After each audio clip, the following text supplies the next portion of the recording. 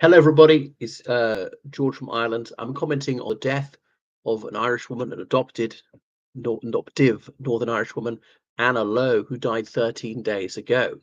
So Miss Lowe was notable for being the first person of Chinese descent elected to any legislature in Europe. Miss Lowe was, in that sense, a trailblazer.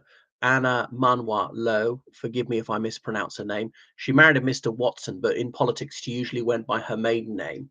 She was elected to the Northern Ireland Legislative Assembly in 2007, served for 9 years.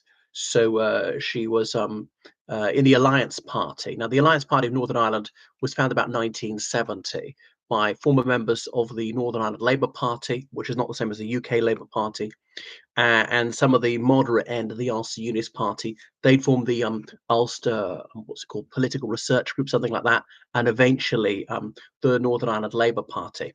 Uh, Robin Chichester Clark, a Westminster MP, had been an Ulster Unionist, brother of the Prime Minister, James Chichester Clark. He was a motive force behind it.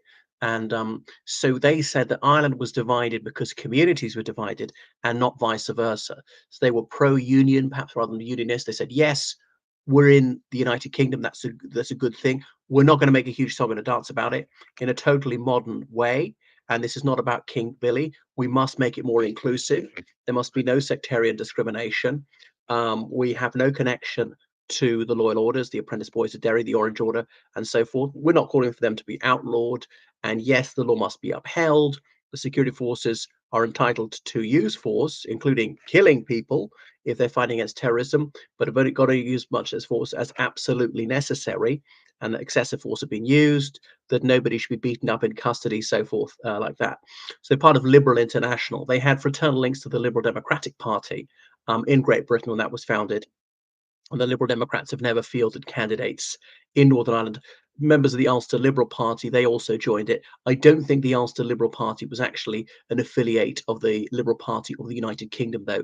Only ever had one person elected to the Northern Ireland Parliament. That was Sheila Murnahan, a fascinating figure. I must read her biography, who died about 1995 of natural causes, so early in the peace process. So Anna Lowe, she was a Hong Konger. Remember, it was a British Crown colony until July 1997.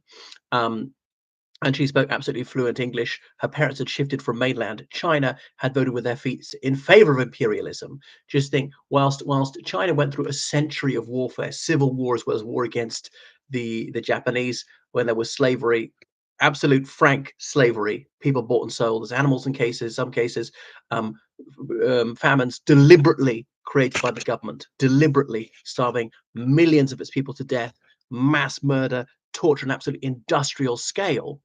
Imperialism was magnificent, was salvation compared to what was going on under anti-imperial rule in China. It shows just how beneficent imperialism is.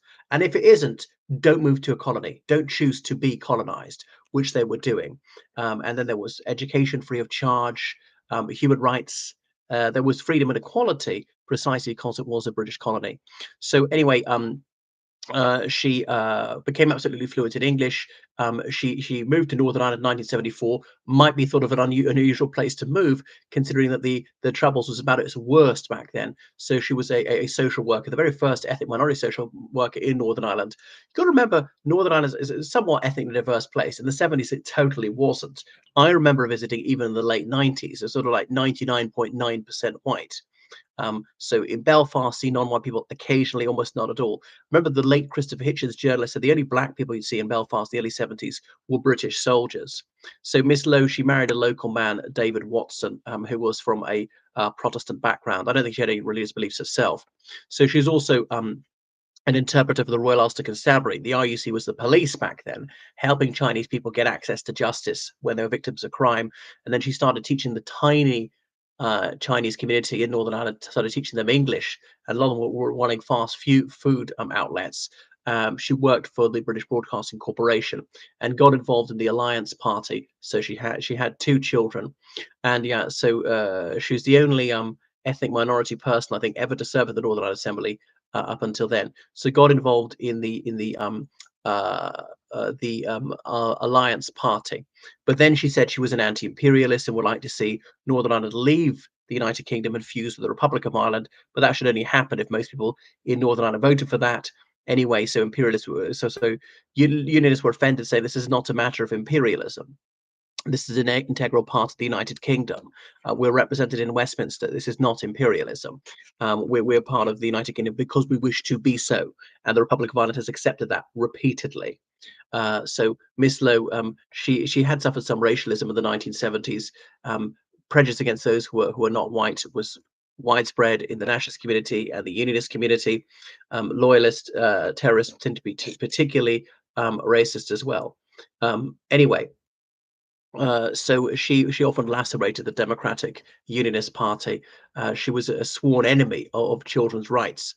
So she helped. She was chair of the Northern Ireland Chinese Welfare Association for a while. She published a fascinating autobiography, sorry, The Place I Call Home: From Hong Kong to Belfast, My Story. Yeah, and so her husband was quite a well-known journalist on the Belfast Telegraph, which describes itself as the national newspaper of Northern Ireland. Fascinating that you should call itself, suggest Northern Ireland is a nation. Some say it is, many say it's not. So when her husband died, she married again, but that marriage lasted only 2 years. She later died of non-Hodgkin lymphoma at the age of 74. So she was a fascinating figure, a truly evil woman who did a lot of harm to the public in Northern Ireland, who was particularly cruel and vicious and violent towards children. So she shall not be missed in that sense. She did achieve a breakthrough being an ethnic minority person elected in the Northern Ireland Assembly. Obviously, no one should suffer racism except ethnic minority people are just as British, just as Irish as ethnic majority people in Northern Ireland, in the United Kingdom as a whole, in the Republic of Ireland, and so forth. I mean, I would have no problem never having a white Taoiseach again in the Republic of Ireland, never having a president again who's white, never having a prime minister of the UK who's white, and so on, never having a man held any of these offices, there never being a male First Minister of Northern Ireland ever again, or never a white First Minister of Northern Ireland ever again. Doesn't bother me one whit. I judge the individual, that's person's opinions, policies, and that person's ability to perform the role. But that was Anna Lowe, guided by her own lights of what she thought was right. So she was an out atheist at the time. So yeah, Anna Lowe, just spelled L-O, made a unique contribution to politics in Northern Ireland. Of course, Republicans have got to believe she's absolutely evil because she's a collaborator with the police, allowing people access to justice by interpreting for the RUC, which of course the Republican movement is totally against. Thank you for watching my channel. Make sure you subscribe on Patreon, donate to PayPal, georgecallahan79@gmail.com. Goodbye.